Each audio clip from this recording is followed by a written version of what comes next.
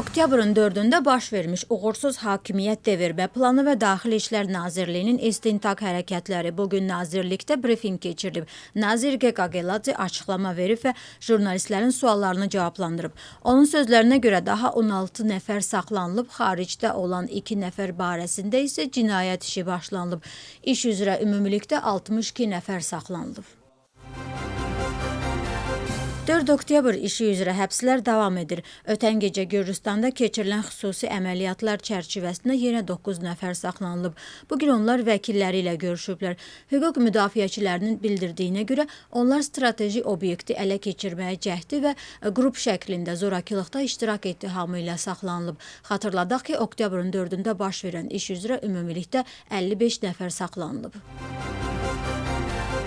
Şalva Papuaşvili oktyabrın 4-də Prezident Sarayının yaxınlığında baş verən hadisələrə növbəti dəfə cavab verib. Brüssel 13-cü gündür ki, Prezident Sarayına zoraki baskını pisləmir və bu ayıbdır. Bu barədə Papuaşvilinin sosial şəbəkədə paylaşdığı bəyanatında deyilir. Artıq 2 aydır ki, İsrailin Gürcüstanda yeni səfiri var. Valid Abuhaya diplomatik fəaliyyətə avqust ayında başlayıb və bugün o Gürcüstanın 1-ci kanalında olub və ilk geniş müsahibəsini verib. O Gürcüstan üçün uzun müddətli planlar və iki ölkə arasında əməkdaşlığın əhəmiyyətindən, gələcək layihələrdən və rəsmi planlardan danışıb. Valid Abuhaya müsahibəsində İsrail və Hamas arasında atəşkəs razılaşması və məhbusların və cəsədlərin təhvil verilməsi məsələsinə toxunub. Onun sözlərinə görə Donald Trump'ın bu təşəbbüsü mühümdür və davamlı sülhün əldə olunması istiqamətində irəliyə doğru atılan addımdır.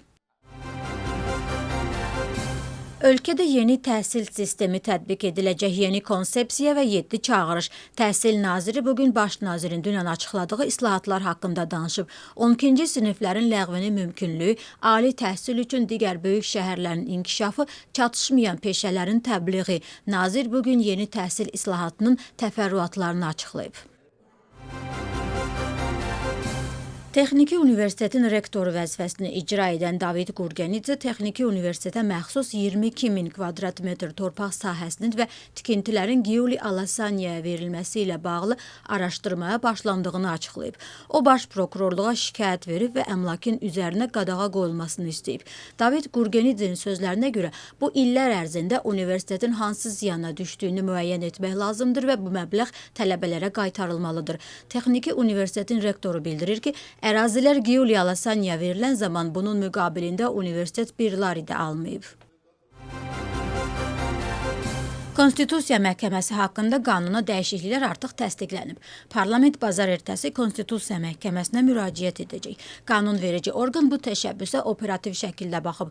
Konstitusiya prinsiplərini pozan siyasi partiyanın və konkret şəxslərin partiya fəaliyyəti, siyasi vəzifə tutması və səs vermə hüququ qadağan ediləcək. Gürcü Arzusunun konstitusiya iddiasına görə ümumilikdə 10 partiya qadağa ilə üz-üzədir. Ancaq Milli Hərəkatdan başqa kimlərin siyahıya düşəcəyi hakim partiyanın Konstitusiya Məhkəməsinə müraciətindən sonra bəlli olacaq. İnzibati xətalar və cinayət məcəlləsinə edilən dəyişikliklər bugündən qüvvəyə minir.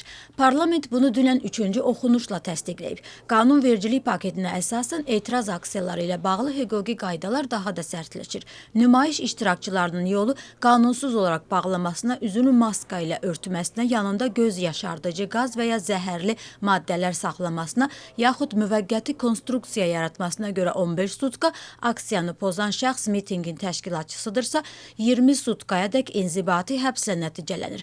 Müxalifət bu dəyişikliyi avtoritarizmə doğru addım kimi qiymətləndirir və onu konstitusiyaya zid adlandırır. Mərkəzi Seçki Komissiyası bəyanat yayır və qeyd edir ki, 4 oktyabr seçkiləri üçün Gürcüstanda bütün xarici müşahidəçilərin dəvəti və iştirakı beynəlxalq standartlara əsaslanıb və onlar siyasi və lobbiçilik fəaliyyəti həyata keçirməyiblər. Komissiya demokratik seçkilər üzrə Avropa platformasının Gürcüstanda yerli seçkilərdə iştirak edən bir sıra beynəlxalq müşahidəçilərin saxta müşahidəçi hesab edildiyi barədə yaydığı bəyanatı nəzərdən keçirib. Yuxarıdakı qiymətləndirmə açıq-aydın təhqiramizdir, əsassızdır və həm Gürcüstanın seçki administrasiyasını, həm də MSK tərəfindən rəsmi şəkildə seçkiləri müşahidə etmək üçün dəvət edilmiş beynəlxalq müşahidəçiləri nüfuzdan salmaq məqsədi daşıyır. Gürcüstanın Dövlət Təhlükəsizliyi Xidmətinin Korrupsiyaya qarşı mübarizə agentliyi saxta tibbi arayışların hazırlanması və kommersiya rüşvətxorluğuna köməklik faktlarına görə 3 nəfəri həbs edib. İstintaqın məlumatına görə Tbilisi, Kutaisi və Batuminin müxtəlif tibb müəssisələrindən olan həkimlər və onların köməkçiləri konkret məbləğdə pul almaq müqabilində səhhətinin vəziyyəti ilə bağlı saxta tibbi sənədlər hazırlayıb və bu sənədlər əsasında insanlara əlil statusu veriblər.